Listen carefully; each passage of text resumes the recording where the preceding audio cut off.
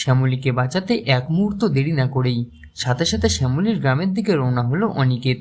যেতে যেতেই কলকাতার বড় পুলিশ অফিসারের সাহায্য নিয়ে এখানে ডুয়ার্সের পুলিশকে সমস্ত ঘটনা জানায় অনিকেত।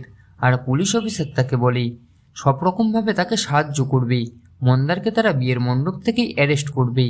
এদিকে বিয়ের মণ্ডপে মন্দারের হাত থেকে নিজেকে বাঁচাতে অদ্ভুত কাণ্ড ঘটালো শ্যামলী। মন্দারের পকেট থেকে বন্দুক চুরি করে সেটা সবার সামনেই মন্দারের মাথায় ধরল আর তাকে বলে, আমি বলেছিলাম আমি বিয়েটা করব না, আমার বিয়ে আগে থেকেই হয়ে গেছে, আমি বিবাহিত। এই শুনেই মন্দার বলে, শ্যামলী বন্দুকটা দে, না হলে ওটা থেকে কিন্তু গুলি বেরিয়ে যাবে। সাথে সাথে চিৎকার করে শ্যামলী বলে, চলুক গুলি, আমি তোকে এখানেই শেষ করে দেব মন্দার।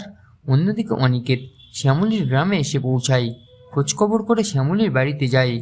সেই সময় শ্যামলীর বাড়িতে অনেক প্যান্ডেল আর এত আলো দেখে অবাক হয়ে যায় অনিকেত, আর মনে মনে বলে, তাহলে আমি ঠিকই খবর পেয়েছি, শ্যামলীর ভাইরা ওকে জোর করে বিয়ে দিচ্ছে, ছাড়বো না আমি ওনার ভাইকে। আর তারপরেই সুবলকে দেখতে পায় আর তার দিকে এগিয়ে যায় অনিকেত। তাকে বলে, সুবল, শ্যামলী কোথায়? হঠাৎ করে অনিকেতকে দেখে অবাক হয়ে যায় সুবল। তো বন্ধুরা, এবার কি করবে সুবল? কি জবাব দেবে অনিকেতকে? কমেন্ট করে অবশ্যই জানান। মূল ধারাবাহিক দেখতে হলে অবশ্যই চোখ রাখুন জি বাংলার পর্দায়। আর এমনই আপডেট প্রতিদিন সবার আগে পেতে হলে আমাদের এই চ্যানেলটিকে সাবস্ক্রাইব করে দিয়ে পাশে থাকতে একদমই ভুলবেন না।